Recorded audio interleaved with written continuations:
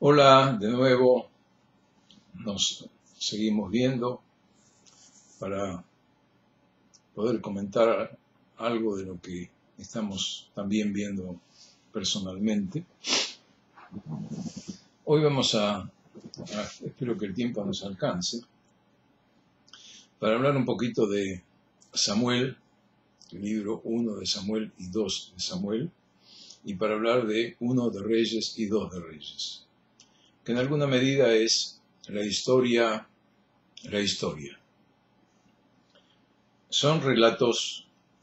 bíblicos. Podemos suponer que es histórico, podemos suponer. No hay fechas, no hay momentos, sino que hay un relato de acontecimientos. Y la mayoría de los acontecimientos que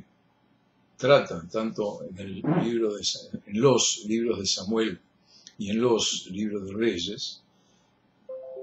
son acontecimientos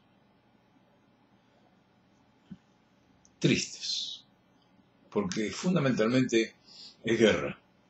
Es guerra, es desencuentro, es pelea por el poder, es también luchas entre personas, donde hay quizá envidias, celos. Es decir, hay un cúmulo de sucesos que se dan versículo tras versículo, capítulo tras capítulo, que en algunos casos lo que yo sugiero es ¿qué nos enseña hoy? Porque si lo leemos literalmente, nos vamos a encontrar con batallas de este rey contra otro rey, o un grupo de seres humanos contra otro grupo de seres humanos, y sugiero que no verlo así como si fuese batallas y nada más, sino que hay muchísimos sucesos además que tienen que ver con actitudes humanas y que las podemos relacionar a nosotros hoy día. Y por otro lado, hay un eje vector en todos los acontecimientos que nos vamos a encontrar, en todos los acontecimientos que se van a leer, que tiene que ver con nuestra fe. Cuánto nosotros caminamos en nuestros días de todos los días acompañados por Dios, no que Dios nos acompañe a nosotros, sino que cómo hacemos nosotros para acompañarlo a Él, cómo caminamos junto con Dios. Y ese es el eje vector en todo lo que está escrito en Samuel, en ambos libros, y en Reyes, ambos libros. Y de alguna manera, por el hecho de no haber aceptado la supremacía de Dios en la vida de cada uno de nosotros y de ellos en aquella época, es que acontecen sucesos negativos como si fuese que Dios se enoja, como si fuese un ser humano, cosa que no es, se enoja porque el pueblo o la gente o el rey no sigue sus pasos, y es por ello que utiliza la fuerza de los adversarios, que en alguna medida se transforman en enemigos porque no son depositarios de la fe en Dios, sino que son politeístas, idólatras, y es entonces donde se los ve como enemigos y no solamente como adversarios. Y como consecuencia de esa enemistad es que aparece la guerra, aparece el conflicto para ver quién triunfa, y que de alguna manera aquellos que depositaron su fe en Dios uno y único son los que han de triunfar. Y si hipotéticamente no siguieron los pasos de Dios, el triunfo no será de ellos, sino que será una derrota.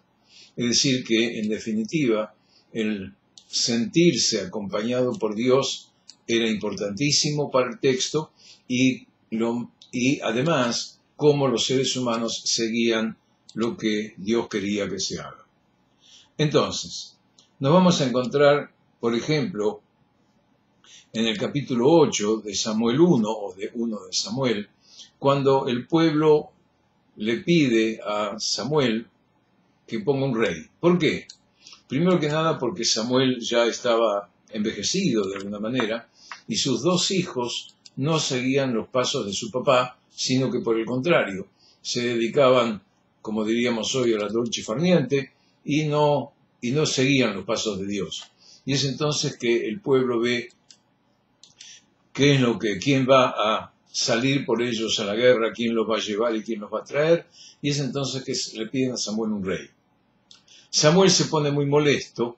y se dirige al Creador, se dirige a Dios y le dice: fíjate vos, no me quieren a mí.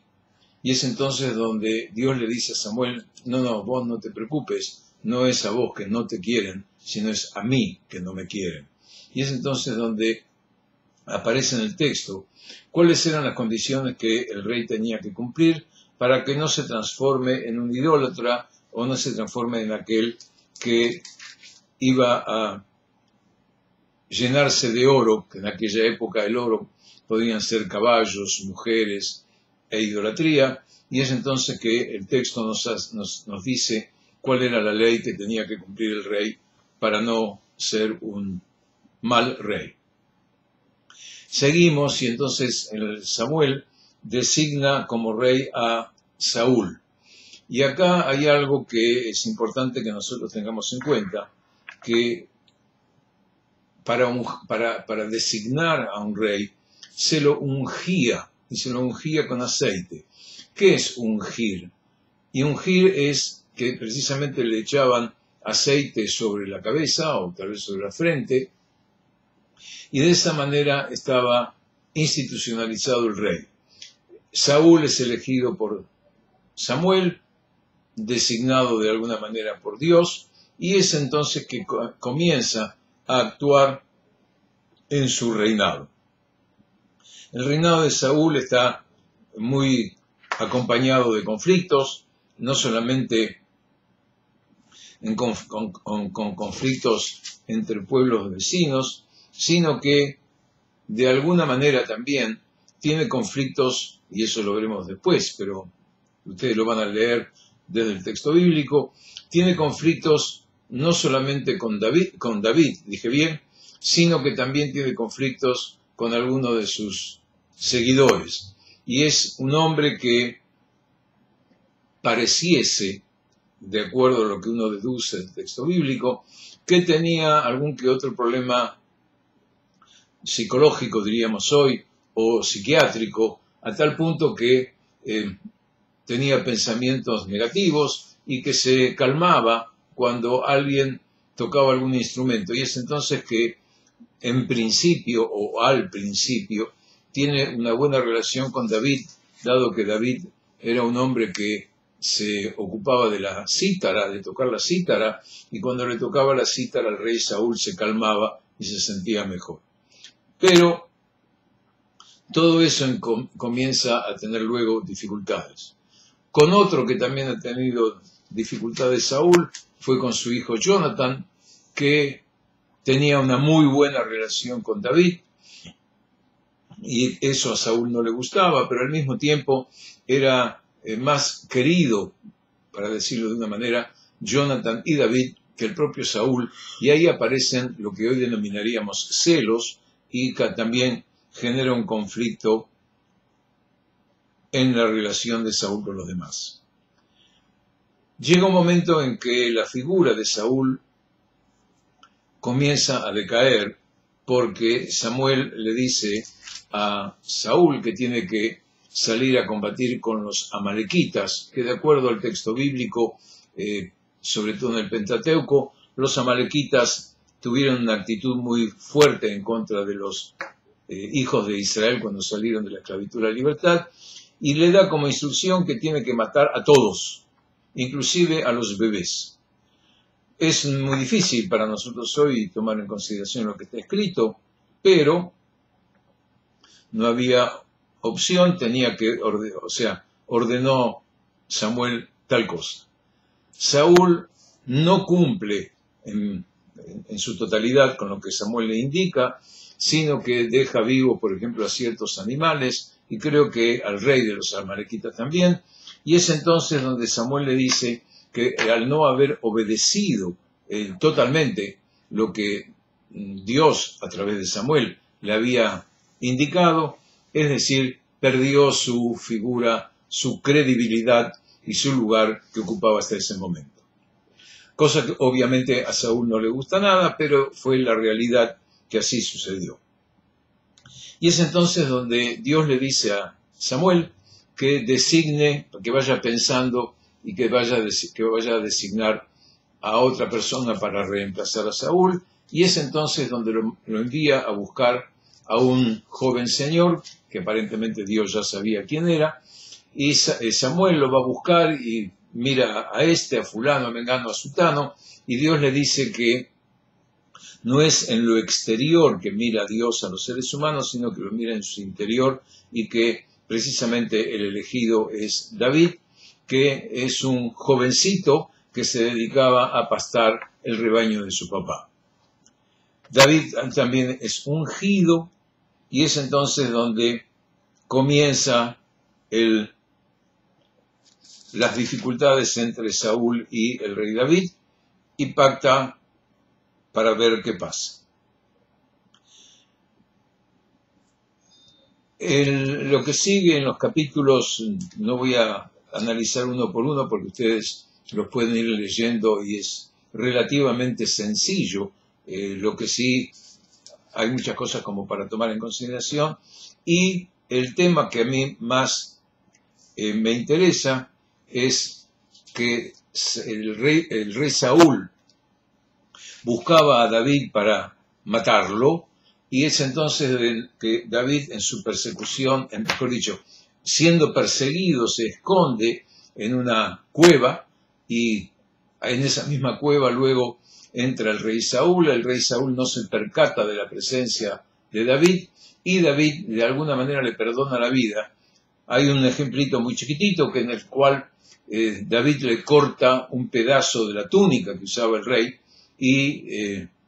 luego se la muestra y le dice: ves, yo tuve la oportunidad de matarte, pero no lo hice, y gracias a que no lo hice vos podés seguir adelante. Y es entonces que el rey Saúl de alguna manera acepta esa relación entre David y el rey Saúl.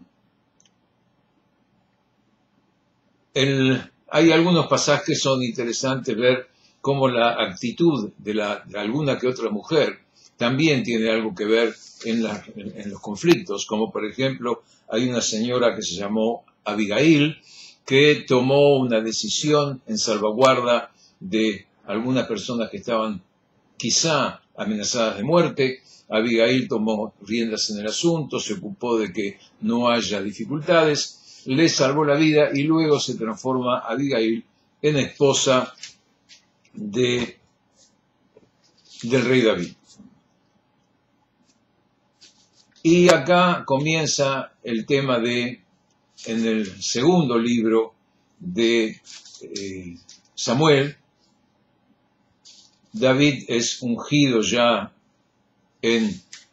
como rey, pero acá hay conflictos entre el norte y el centro de lo que hoy es el mapa de Israel, en donde había luchas internas dentro de los distintos sectores,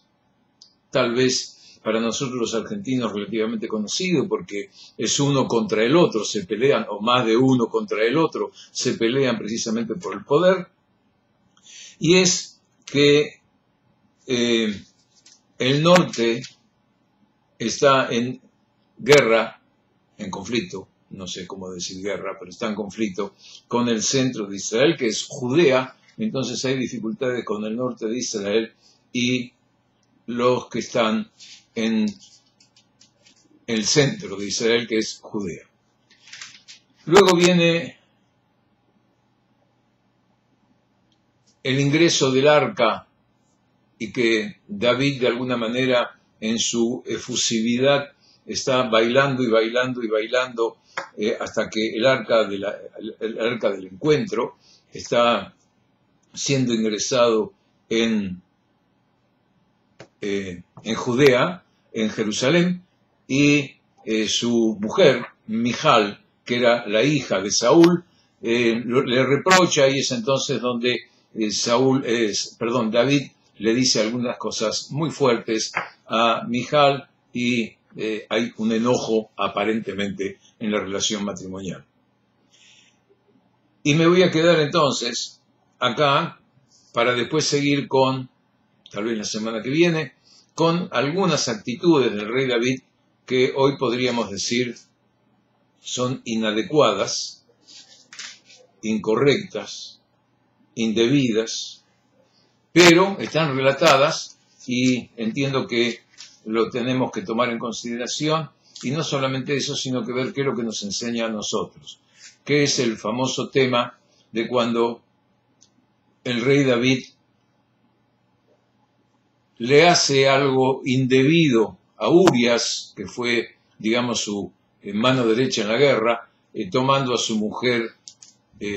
Betsabé, y que después, en todo caso, la semana que viene lo comentamos. Pero está en Samuel 2 o 2 de Samuel, en los capítulos a partir del 7 en adelante, así que si quieren lo pueden ir leyendo, y la semana que viene, si hace falta, alguna aclaración. Que estén bien, adelante con los estudios.